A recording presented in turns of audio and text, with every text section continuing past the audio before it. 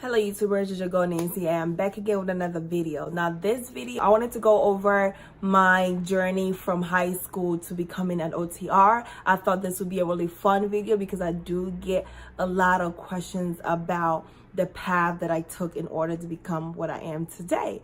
So this is going to be a very short and sweet video. So if you are interested, then stay tuned. Also, make sure that you guys subscribe. Make sure that you guys hit the notification bell down below so that every time I upload a video, you guys will get a little like beep, beep, beep, beep, beep, so you guys can know that I have uploaded a new video. Okay. So let's get into the video. So starting from high school, so of course I went to a regular high school. All throughout high school, I always made sure, well, all throughout my journey from high school to undergrad to grad school, I always made sure that my grades were always good. That was something that I always had. It's always been like that for me. Like education have always been a high importance for me. I have African parents, and if you have African parents, then you know what I mean. They don't play when it comes to school at all, and so that has always been my life. Like I have to do well in school, I have to go to school, and point blank period. There's no questions about that. There's no negotiations about that. You just have to go get it done, and that's it. I graduated from high school, and while I was in high school, I thought that I wanted to be a psychologist, or I thought I wanted to be some kind of counselor or a psychologist or something like that. And so I took a psychology class in high school and I loved it. So that's what I had in my brain that I wanted to do once I get to college.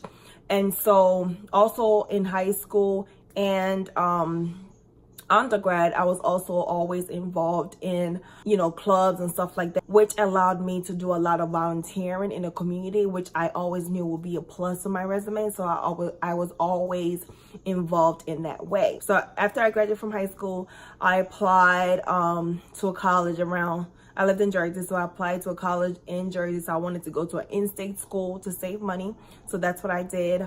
I didn't really mind which school that I went to, as long as it was a good school and it wasn't a big school. Because I've never been that girl that wanted to go to like a huge, big school because I just felt like, I don't know, I just never was into that thing. So I wanted a small enough school where, the classroom size is small so that I can get to know my professors and my cohorts and stuff like that. So that's what I did. And so I got into college and I decided to be a psych major.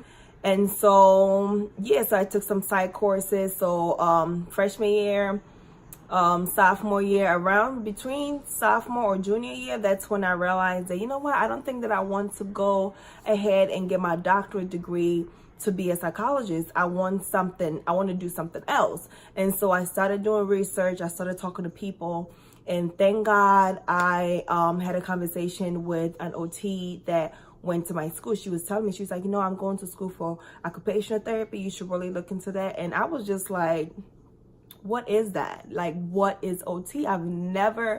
It's so crazy how I went through high school, went to college for 2 years, and I had never heard anything about occupational therapy. Like absolutely nothing. I had no idea what it was. I had no idea what they did. And so I started doing my own research. I'm like, you know what? This is something that is really, really cool. Like I really want to start looking into this. So I started doing my research and I was like, you know what? I think I want to do this. So I think I made that decision in junior year of college. And once I made the decision, I kind of started looking at schools. I started looking at what I needed, like the classes that I needed to take in order to get into the school and stuff like that.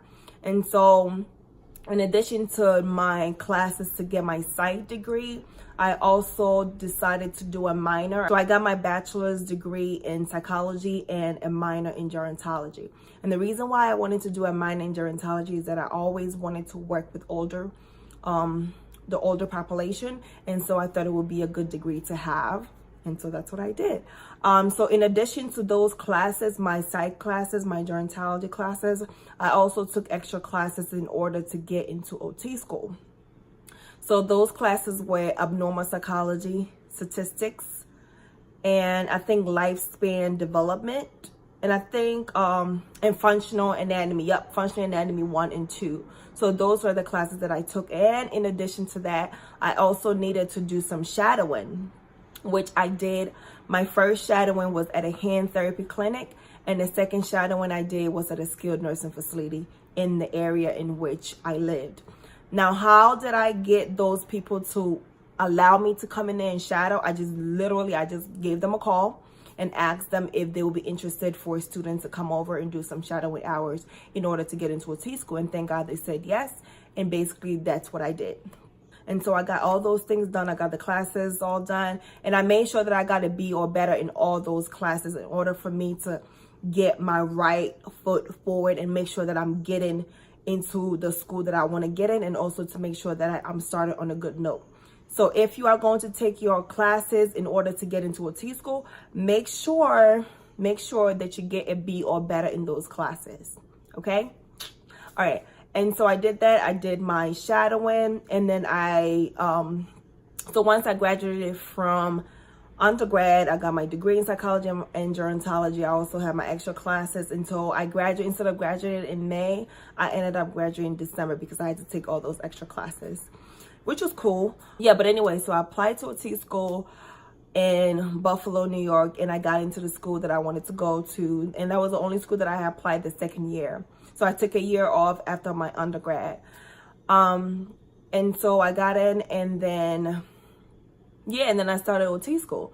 And so when I started OT school, I took a whole bunch of classes, of course.